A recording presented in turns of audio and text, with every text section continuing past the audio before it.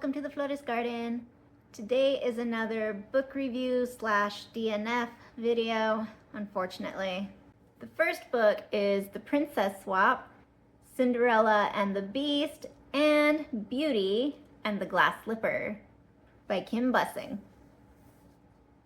So look at this, it is so cute. Cinderella and Belle. Let's look at the pages. What would happen if Cinderella found herself in the Beast's castle and Beauty woke up in some evil stepmother's home? Ella spent her life dreaming about adventure, but it's hard to have adventures when you're stuck with a stepfamily who treat you like a servant. When she unexpectedly wakes up in a land far, far away, she's thrilled at the chance to embark on an epic quest. That is, until she finds herself trapped once more, this time in the castle of a dangerous beast. Belle, meanwhile, has plans. Her family's trading company is on the brink of ruin, and to save it, she's going to enter and win a royal competition in the prince's honor. But when she unexpectedly winds up in a cellar with the wicked stepfamily who have their own plans to keep her from the competition, things get complicated. Happily Ever After couldn't feel farther away. Can Ella escape the beast's clutches, and can Belle get rid of this stepfamily in time for the competition? So that grabbed my attention right away. The princesses switching places, absolutely. I mean, I'm a huge fairy tale princess fan, if you don't notice. So the book is in dual point of view between Ella and Belle. We start off with a prologue. Once upon a time, in a land called Reverie, where magic flowed in the water and the wind, where enchantments were as common as loose coins and curses were too, where all the stories that you've ever heard were true, there was a very, very bad princess. She lived in a tall castle the color of the rising sun, in a city on the cliffs above the sea. And if you didn't know any better, and most people didn't, she might look like the good kind of princess. She had beautiful dark hair and beautiful green eyes, but her heart was off-center and warped at the edges. To be honest, it wasn't really her fault. Many people from all over Reverie passed through the castle's doors, wicked ex-stepmothers and good witches and mermaids with temporary legs, dwarfs that dwelled in the deep and swans that became girls only in the moonlight. They came to speak to the queen, to negotiate and barter and plead, and the princess watched them from afar, before being dragged off by a nursemaid or a dancing tutor or the cook. She was just as good at fencing and archery as her twin brother, just as quick with numbers and figures as the king's treasurer, and perhaps better than the king at unpuzzling complex negotiations. But a princess wasn't meant to do anything like that. A princess was meant to sit and be told she was pretty and receive gifts, silver-backed mirrors and jeweled birds and tin forests with tiny tin squirrels that would throw tiny tin acorns at you if you got too close. She wasn't allowed to leave the castle, for her own good, they said. They didn't even call her by name, just the princess, like she was a piece of furniture they needed, instead of a girl. From her bedroom window, the princess would see the birds swarm in the sky, the horned and hoofed beasts leap through the briars, the mousing cats curl in patches of sunlight, and would wish and wish and wish to be among them. But since her wishes weren't being answered, the princess did the next best thing, which was try not to be bored. She put tar on the palace steps when the ex-stepmothers left so they'd get stuck. She stuffed the good witches into the larder and put frogs in the royal librarian's tea. She pinched and teased and stole, because at least she was doing something. It was dangerous, living in Reverie, because it meant that a fairy might visit, and fairies were known for their whims and for sometimes being a little too quick to grant wishes. And when one did visit, when a fairy heard about all the princess's nastiness, that fairy enacted his favorite kind of punishment on the bad princess. He gave her what wishes usually give, exactly what she thought she wanted. Immediately, we start with Ella waking up in an unfamiliar place. We don't know how or why she is in a strange place, but we do learn that her stepmother's name is Simone, and her stepsisters are Fiona and Marie. We also learn that she is friends with Prince Amir, and she has a glass leg. I have questions. The chapter ends with someone coming into the room looking for Belle, but is surprised to find Ella instead. Belle wakes in Ella's home to find the stepfamily hovering over her. She's not even concerned to be in a strange place. Since her dad is a well-known merchant, she had been captured by pirates once. And again, I have so many questions. Simone decides that with Ella missing, Belle is going to be her new servant. Gotta count on stepmother for something, can't you?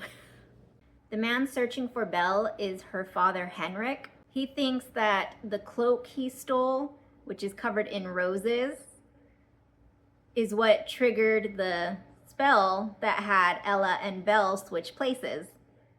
And based off of some of the more traditional Beauty and the Beast tellings, especially the Disney one, the father stole a rose, which is why Belle ends up with the Beast in the first place. So, stealing a cloak covered in roses.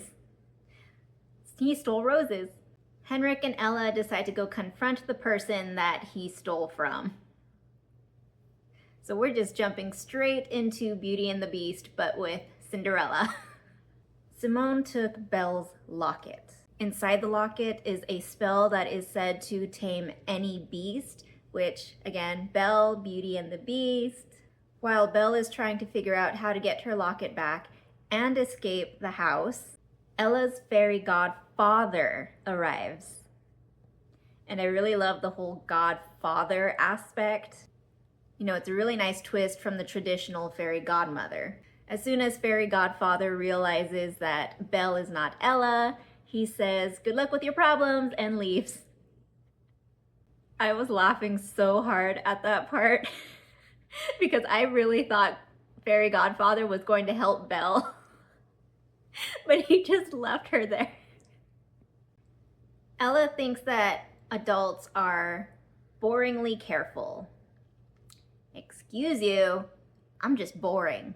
Henrik took Ella to the Beast's castle, believing that Belle is there. When they realize she's not, Henrik leaves Ella with the Beast so that he can go look for Belle. While Simone and the stepsisters are out, Belle manages to sneak out of the house and makes her way to the castle's magical workshop. She talks to someone called the translator and asks him for help on a calling potion. Unfortunately, that's when the stepfamily arrives and Belle has to leave before they realize that she is there, so she doesn't even get any help. Ella is taken to the Beast's dungeon, and after spending the night there, she meets an invisible servant whose name is Sir Stanley van Wencelis von Trapp Hagenauer, I don't even think I pronounced that one correctly, Hallstatt III. And I am not going to be repeating that name, so we're just going to call him Stanley. Stanley accidentally showed Ella how to open the dungeon door and she escapes. It was literally just say the word open to the door and it'll open. And do you have any idea how impractical that is? Like, what if Ella was a criminal? Okay, if she found that out and she was actually a dangerous person, you would be in so much trouble. Really, really impractical. Back at Ella's house, Bella finds out that the royal stepfamily is coming over for dinner, which is a little strange when you think about it, but whatever. And we also learn that stepsister Marie is able to control rats. Honestly, Marie was kind of giving me Pied Piper vibes, but without the whole creepiness to it, because Pied Piper is a dark and creepy story. Even though Ella managed to get out of the dungeon, she is still in the castle and runs into the Beast. The Beast is trying to recapture her, but she escapes and manages to leave the castle. She takes one of the Beast's horses, which is made out of tin. Again, so many questions. Ella is suddenly knocked off the horse. Belle uses the royal family's presence as a distraction so that she can look for her locket. Unfortunately, she is then found by Prince Amir, who is very quickly found by his guards, the Queen, and Simone. Simone threatens that if Belle does not behave, then she will not get her locket back. Ella wakes up in the Beast's castle. It turns out Stanley isn't invisible. He's a mouse made out of felt. And there's a bird made out of jewels named Citrine. So instead of furniture like we have in the Disney movie, it seems to be that the servants are toys instead. Simone takes Belle out of sight of the royal family and forces a manacle on Belle's wrist. Around her wrist is a manacle of obedience, a cruel instrument created by a fairy several decades ago, compelling the wearer to do whatever the owner intended. The only way for Belle to get the manacle off her wrist without Simone's help is she needs a kiss from a prince. Belle then starts making plans to get close to Prince Amir. And with the magical manacle, we brought in Ella Enchanted into the story. She's forced to be the most obedient girl in the kingdom. Back to Ella. She had been moved out of the dungeon and into a bedroom instead. The Beast isn't happy about it, but allows it. And the Beast is a girl. So that's a new twist. And as much as I love the traditional that the Beast is a man, I really do love versions where the Beast is a girl, like Beastly Beauty by Jennifer Donnelly and Curses by Lish McBride. Belle is now being forced to do all of Ella's chores, and she receives a note from Prince Amir to meet him at the market. Ella has been at the Beast's castle for 2 days, and she only thinks about home. Understandable. She had been magically uprooted from her home and ended up in the Beast's castle instead. We learned that Prince Amir had a sister who was an absolute brat, and she disappeared. And I'm calling it right now that Amir's sister, the bratty princess, is the Beast. Ella sees the Beast taking a walk around the grounds when the Beast is suddenly attacked by birds. Simone sends Belle to the market to go buy groceries and has Marie go with her. Marie is very easily distracted, which Belle uses to her advantage, and she goes off to look for Prince Amir. When she finds him, she says that she can help him find Ella because Prince Amir does not believe that Simone had sent Ella to a boarding school like Simone had claimed. And that's when Marie finds Belle and Amir talking. Honestly, Marie is pretty chill. I like her. And every time she appeared in the book, I kept picturing this image of Marie from the Aristocats, but in human form instead. Ella saves the Beast from the birds and takes her back into the castle to get cleaned up. We learn that the Beast's name is Nisa. Stanley and Citrine explain that they are under a curse, and they believe that Ella is the one to break it. Once upon a time, Stanley explains, there was a girl who was forced to spend her days learning how to sew. She hated to sew, and how to curtsy, even though she didn't want to spend her life with her eyes toward the ground. She was never allowed to speak her mind, never allowed to walk outside of her garden, never allowed to laugh too loudly because her parents were afraid a fairy might hear and curse her. She wished for freedom. She wished to be anyone but herself, and one day someone heard that wish. A wicked fairy came down and cursed the girl to grow larger and larger, fur sprouting from her skin, teeth misshaping into tusks as terrible as any monster that was ever imagined.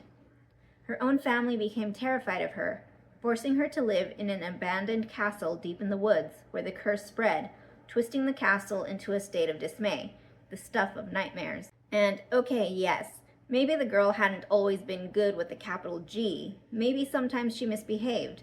But can you blame her? But the curse did not leave the girl lonely. It had turned her childhood belongings, Stanley pointed to himself, and some of her favorite trinkets brought to her by visitors, like Citrine and the Tin Horses, into real creatures to keep her company.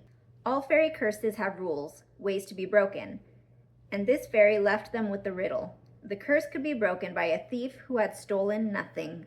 The next day, Marie tells Simone that she wants to go to the market so that she can watch a puppet show. Simone makes Belle go with Marie as a form of babysitting, basically. Ella wakes up in a boat on a lake on Nisa's property. It was Nisa's misguided attempt at thanking Ella for saving her from the birds. Except Ella can't swim, and she's afraid of drowning. Remember, Ella has a glass leg. It turns out that she was born without a leg, and the glass leg came from a merchant, Henrik, when she was really small. So that was a nice little twist that Ella and Belle already had a small connection to each other before the events of the story. As soon as Ella managed to get back on land, she pushes Nisa into the lake. After they have a little talk, Ella promises to help Nisa break the curse. I told you guys Marie was chill. She wants to help Belle and Amir find Ella. I do love when Cinderella stories have at least one stepsister who is nicer than the other. Over the next few days, Marie and Belle meet up with Amir in the market, and they use various magical objects so that they can locate Ella and Amir's sister, Anissa. So far, nothing has been working, but Belle is slowly developing a crush on Prince Amir. I would also like to point out that Amir's sister is named Anissa. Anissa, the Beast is Nisa. I knew it. I knew that his sister would be the Beast. Ella and Nisa spend days trying to solve the riddle on how to break the curse. The curse could be broken by a thief who has stolen nothing. So far, they haven't been able to figure it out, but the girls are slowly becoming friends. Belle, Marie, and Amir go to the meadow to find pixies because they believe pixie magic can help them locate Ella and Anissa. Instead, they end up being found by goblins. For whatever reason, goblins are afraid of roosters, and Belle runs back into town to borrow a rooster to scare off the goblins. Before the last goblin can get away, Amir asks it where Anissa can be found, and the goblin says there is no beast in the woods. Ella believes that since a fairy had cast the curse, a fairy should be the one to know how to break it, which does make a lot of sense if you think about it. Belle asks Simone if she's allowed to go to the Revel Spectacles. Mirabelle's Revel of Spectacles is a 2-week-long festival that ripples through the city with smaller celebrations popping up throughout Reverie. One hasn't happened in years, not since King Philip and Queen Milan got married. Now one was being held for Crown Prince Amir Perrault's 13th birthday per Miravellian tradition. Simone says that Belle can go, except Belle has to pick a rose from their garden. The problem is, roses don't grow in their garden. And honestly, that was really messed up on Simone's part, because at least in the Cinderella stories, the stipulation was that Cinderella just needed to finish her chores. And I know people will argue that stepmother and stepsisters always made it nearly impossible for Ella to finish her chores because they would create more and more messes for her to clean up. But at least they were doable. For Belle to pick a rose that does not grow in the garden, that's kind of cruel. To catch a fairy, you need 3 things. You need a wish, of course, but a wish alone won't necessarily gain a fairy's attention. You also need a pot of honey to attract them. Fairies love sweet things. And you need the dreams of a lace-wing butterfly to bind them in place for several minutes. Fairies crave impossible things. Ella and Nisa have everything except the dreams of a lace-wing butterfly. Nisa says she knows an alchemist in a nearby town who can help get the dreams. Ella has to be the one to go get the dreams because Nisa is not allowed off the castle grounds. On her way back to the castle, some men start following Ella through the woods because they want to protect her from the scary beast. Ella doesn't want to lead them to the castle, so she starts going the wrong way on purpose. Amir went to go see Belle, and he gives her glass slippers. Glass slippers are very rare, enchanted to make the wearer unrecognizable and confuse anyone who sees them, originally used by spies and thieves. There are stories of forbidden loves, infiltrated balls, fallen empires. Few objects have such a romantic and tragic history.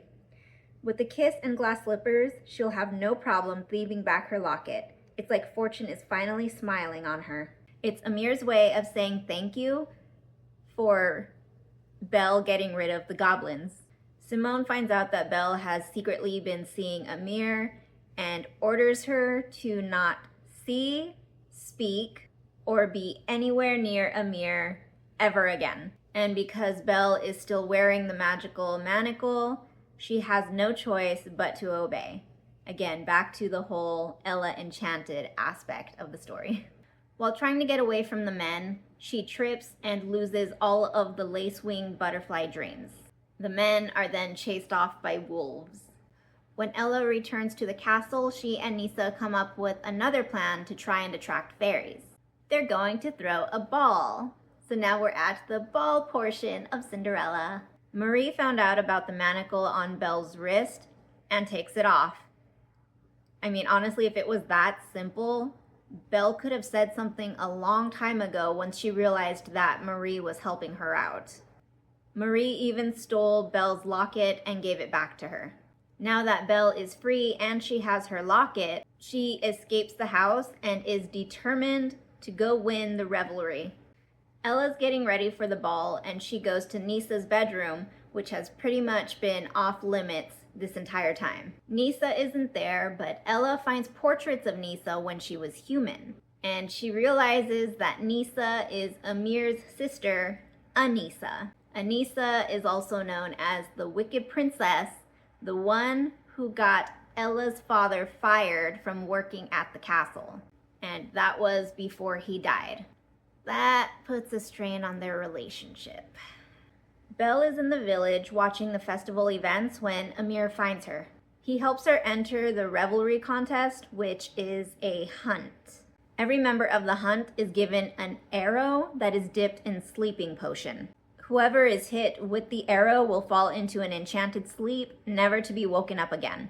They are told to hunt the Goblin King, but this man, Maximus, who is just basically the Gaston of the story, says that they should hunt the beast instead. We'll rid the village of this beast! Who's with me? Ella is angry at Nisa for not telling her who she really was. She told Nisa she hopes that the curse is never broken, and Ella runs away.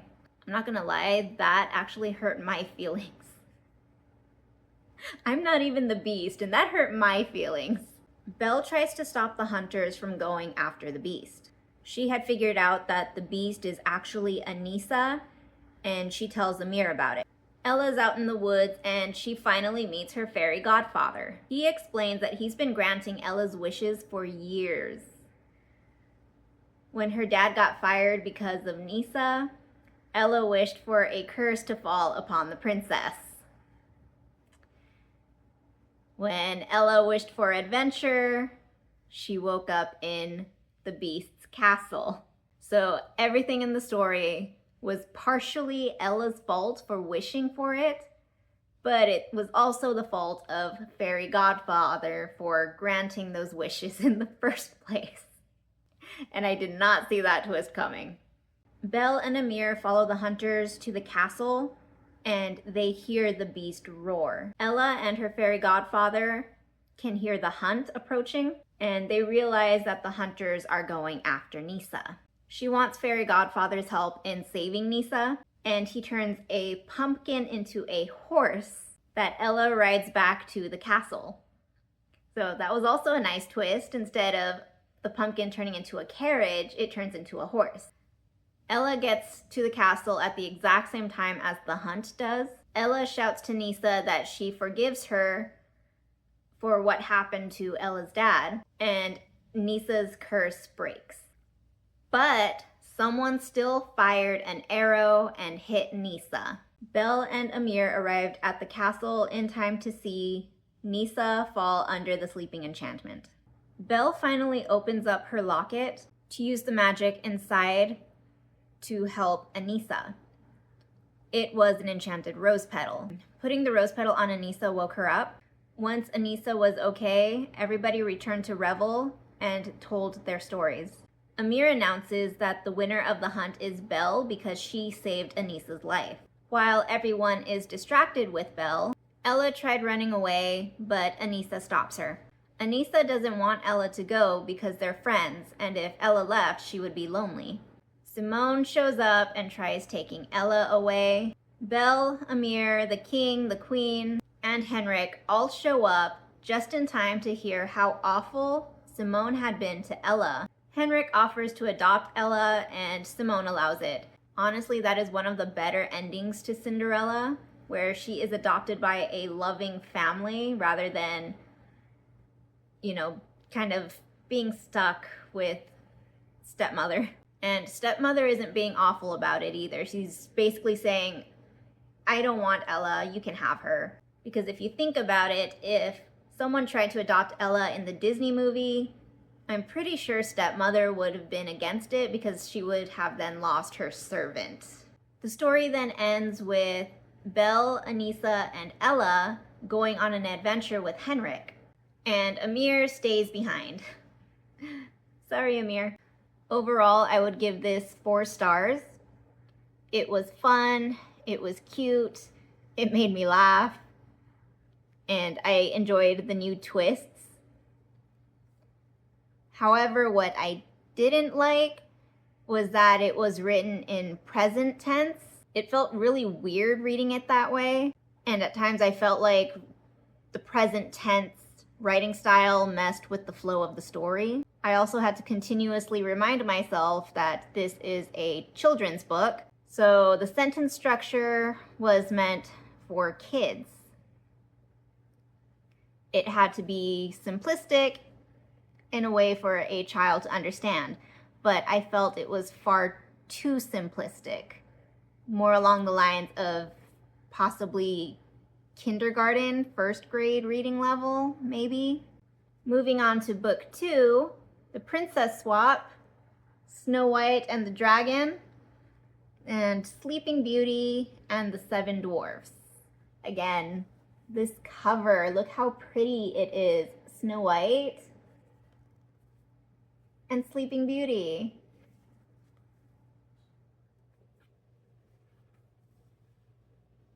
What would happen if Sleeping Beauty was handed a poisoned apple and Snow White faced off against a dragon? As a baby, Rose was cursed to meet a mysterious fate on her 13th birthday, but no one was bothered to tell Rose that until now, a week before she turns 13. And a week's not nearly enough time to figure out what to do when she's suddenly whisked from her Dreamwood cottage to a strange palace, trapped with an evil queen who hands her an apple. Princess Snow is preparing for the ceremony that will prove she's fit to rule her kingdom. The problem? Her wicked stepmother. The other problem? Without warning, she finds herself in the middle of the Dreamwood, where, on top of all her other problems, she has to worry about a sleeping curse. Happily Ever After couldn't feel farther away. Can Rose escape the curse that's followed her since birth? And can Snow save her kingdom from her stepmother? Having the 2 sleeping princesses? Yes. I love the concept. However, this was a DNF. And I will explain why later, because I did get a little over halfway before quitting. So just like with the first book, it is in dual point of view between Snow White and Rose. It starts off with a prologue explaining about a princess born in the kingdom, Apfel. And it kind of sounds like the word apple a little bit, Apfel apple. And we learn that the princess is cursed by a witch to fall into a sleeping enchantment. Honestly, the prologue felt more like Sleeping Beauty rather than Snow White. However, they give us a description of the princess, which is in fact Snow White, with the snow white skin and the dark hair and the red lips. Snow had gone to the bakery to buy sweet rolls, even though she's not allowed to leave the castle. When she returned to the castle, her stepmother Lucille found out that she had been outside, and she locked Snow inside her bedroom. Lucille claims that it's to protect Snow from the Night Witch, who had been seen outside in the village. This version of Snow White is really sassy, and I love it. Just the things that she would say to her stepmother and the guards had me laughing. Rose lives in the woods with a fairy named Edel and a warlock named Klaus. Rose really wants to get into the Royal Apfel Academy. Why does she want to go? Rose has countless reasons. 1. Starting with the magical elephant in the room, Rose is a human, and aside from the Villeneuve trading company girl and Dimitri, hardly any kids pass through this part of the Dream Wood. Rose would like to meet people her own age. 2. She'd get to see more of the world beyond the cottage and some of the Dreamwood. 3. Edel might be the best at making uppercase wishes, potions and tinctures and serums that fulfill people's lowercase wishes. But once again, she's a fairy. Rose is not. 4. And not that Rose wants to get her hopes up, but Edel said she found her near Apfel as a baby. If Rose were to get into the RAA, if she were to encounter any family she might have left in Apfel, well, they couldn't exactly turn her away if she became so accomplished, could they? According to Klaus, there is a sleeping curse slowly making its way through Apfel, and it'll be coming for Rose. I mean, obviously, Sleeping Beauty. I have a theory that Rose and Snow White are twins separated at birth. I'm also wondering if this story kind of incorporated the story of Snow White and Rose Red, as well as Snow White and the Seven Dwarfs and Sleeping Beauty. Snow was let out of her bedroom by a dwarf named Boots. She's only free for a few minutes when she runs into Amalia, who works for Queen Lucille. Amalia pushed Snow into a mirror. Rose is trying to learn more about the sleeping curse when she suddenly feels like she's falling. And this was just a thought I had. If this book follows Snow White and Sleeping Beauty, both of them are going to fall under the sleeping curse, right? How are they going to be woken up is my biggest question. The usual cure for the sleeping curse is true love's kiss, but seeing as how both Snow and Rose are only 12 years old, I don't think that's going to happen, which then leaves us with what exactly? Snow found herself outside in the Dreamwood where she meets Edel at her cottage. Edel knows who Snow is, and she also knows where Rose had disappeared to. Edel says that she can't interfere with what is going on with Snow and Rose, which, what's the point of having these characters in the story who are supposed to help when they don't actually help? However, Edel says that she will try to sort things out, and in the meantime, she is going to leave Snow alone at the cottage for a week or two. But Snow says that she can't be there for a week because next week she needs to be at the castle for her crown ceremony or she'll never be queen. After Edel leaves, a boy shows up saying that he's looking for her, and he mentions that he's part of the huntsmen. Since Edel is not there, the boy leaves and Snow follows him. She doesn't get very far when she's suddenly captured in a net. That kind of reminded me of Snow White meeting Prince Charming in Once Upon a Time. Now cut me down, Charming. Rose wakes up in a bakery and finds that everyone around her is asleep. She can't wake any of them up. It's the sleeping curse. Guards found her and accused her of being the witch because she is the only person awake, surrounded by people who are sleeping. She was then arrested. The huntsmen own the net. A majority of them are fairies, and the boy that Snow had met earlier is named Dimitri. The huntsmen let Snow out of the net, and she lies to them, telling them that her name is Myrtle. Because you don't want me to tell anyone who you really are, Snow White. And she needs to get back to Apfel as soon as possible. The huntsmen said that they will help her, but they need to finish their hunt first. They are looking for Princess Snow White. Because you don't want me to tell anyone who you really are, Snow White. Rose is taken to the castle where she meets Queen Lucille and Amalia. Amalia knows that Rose is not the witch. And I'm going to say that Amalia is the Night Witch because she was very confident in saying that Rose isn't the witch. Rose explains that she wants to be an alchemist, and she is then unarrested.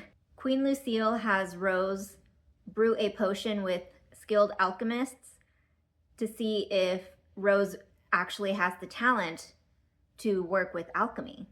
Rose manages to succeed, and Queen Lucille wants her to find a cure to the sleeping curse. The huntsmen tell Snow that they will gladly take her back to Apfel, but after they capture Snow White. Snow tries to convince them that they will find Snow White at Apfel, but she doesn't know if that will work. Because you don't want me to tell anyone who you really are, Snow White. They get into their magical train and fly off. A flying magical train felt really random, and it's so modern. Not the flying part, but a train. It feels so modern that it jerked me out of the story. I was so confused. The dwarves kidnap Rose and interrogate her to find out where Snow White is and why is Rose there. She explains everything that she does know, and the dwarves let her go. The huntsman's train stops for the night right outside Apfel. The next morning, Snow escapes from the huntsman and she makes it into Apfel. She watches as the sleeping curse affects multiple people and they all fall to the ground asleep. Everybody sees people falling asleep, they panic, chaos ensues. Snow tried running for the castle, but she gets knocked to the ground, and unfortunately she was seen by Queen Lucille. Before Lucille could order Snow's capture, Snow runs away. She leaves Apfel, making it back to the Dreamwood. After resting for a bit, she is soon found by Dimitri again. Rose goes into the night garden to locate a clue that'll help her break the sleeping curse. Amalia knows way too much about the Night Witch, and she is far too mean. First she pushes Snow White, and then she pushes Rose. Snow and Dimitri watch as bandits hide a box in the forest. When the bandits leave, Snow and Dimitri go investigate. Inside the box was a spindle. You see where this is going with the whole Sleeping Beauty aspect. Snow took the spindle. Probably not the smartest thing to do. And she and Dimitri return to the huntsman. While Rose is in the night garden, some kind of magic is messing with her mind and she can't remember why she's in the night garden in the first place. She runs into a boy named York. He figures out that Rose's cloak, which she got from Amalia, is magic, and he takes it away from her. Immediately, Rose's memory is back to normal. She doesn't feel so weird anymore. Thorns then attack York, and Rose talks to the Thorns, convincing them to let him go. They run and manage to get out of the night garden. Snow promises the huntsman that she will help them capture Snow White. Because you don't want me to tell anyone who you really are, Snow White. You know, that's going to be an interesting conversation to have later once they realize that she is Snow White. The huntsman then received news that the king of Miravail has Snow White. I want to know what this king is up to and why is he lying, because Snow White is obviously not there. Rose is still trying to find a cure for the curse, but none of the alchemists are willing to help her. A servant at the castle suggests that Rose go sees a witch named Madame Divine. On her way to Madame Divine's, she runs into York and they go to Madame Divine's place together. When Rose asked Madame Divine for help, Madame Divine kept saying that Rose is going to have to pay a huge price. But then out of nowhere, she tells Rose that she needs to leave and she refuses to help. Honestly, this interaction made no sense and it felt like a forced problem. Rose distracts Madame Divine long enough to go into the back room and steals a scroll that will supposedly help break the sleeping curse. The scroll was booby-trapped so that water magically fills up the room to keep Rose and York from escaping. Rose uses magic to help her and York escape from Madame Divine's, and they return to the castle. Snow and the huntsman travel to Miravail. Prince Amir recognizes Snow White right away and reveals her identity to the huntsman. Gosh darn it, Amir, why did you have to go and snitch? Unfortunately, the sleeping curse has now reached Mirabelle. Amir sends Snow White away because he believes she is the cause of the sleeping curse, and the huntsman captures Snow White. The scroll Rose took from Madame Divine is a contract that says, "For the birth of a healthy daughter, a crown." And that line right there kind of gave me Rumpelstiltskin vibes, especially from Shrek 4. Yes, Shrek 4. So you'll put an end to our daughter's curse? And in return, you sign the kingdom of far, far away over to me. Rose wants to show Queen Lucille the contract, but she ends up finding Lucille talking to a magic mirror. Magic mirror.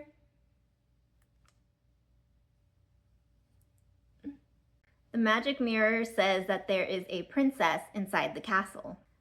We know it's not talking about Snow White. Snow White is over in a different kingdom. Okay. Lucille leaves and Rose talks to the magic mirror, asking where the Night Witch is. The mirror says that the Night Witch is there, right before Amalia shows up. The dwarf Boots saves Rose before Amalia can realize that she is there in the room. The next morning, Rose and York go to the tomb of Snow White's mother to find information on the contract. They found journals that used to belong to Snow's mother. If you're reading this, I am sorry. The witch set the curse to get the crown. I did not realize who she was, but she doesn't know everything. Snow White was not born alone. Find the other princess. Another princess? Besides Snow? That means Snow has a sister no one knows about. A twin. The last set of twins within the royal Apfel lineage was the first queen and the Night Witch. And that's when I DNF'd. I had the same problem with this book as I did with the first one. The writing style is in present tense, and it was extremely simplistic. And before anybody comes at me with, "It's a children's book," yes, I am well aware, but I have plenty of children's books that I really enjoy. The entire Madeline collection, a collection of Dr. Seuss books, a series of unfortunate events, Little House on the Prairie, Keeper of the Lost Cities, A Little Princess, Molly Moon's Incredible Book of Hypnotism, An American Girl, Meet Josefina, The Sisters Grimm.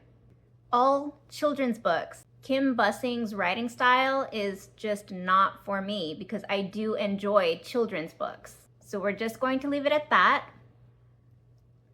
I will see you next time. Bye! A princess shows you how it's done.